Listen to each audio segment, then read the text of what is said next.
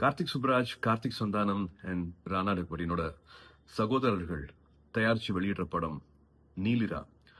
நீண்ட இரவுன்னு அர்த்தம். இப்ப சமகால போர்னாலே நம்ம எல்லாத்தோட அன்றாட வாழ்க்கை பாதிக்கப்படுது. அதுல இன்னும் அதிகமா பாதிக்கப்படுறது ரொம்ப சாதாரண எளிய மக்கள் தான். ஒரு போர் சூழல்ல ஒரு கல்யாணம் நடக்குது.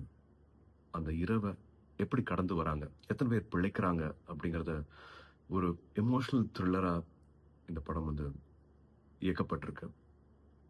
அந்த இரவை உணர்ந்தவர், அந்த இரவை கடந்தவர், அவரே இந்த படத்தை இயக்கியிருக்காரு.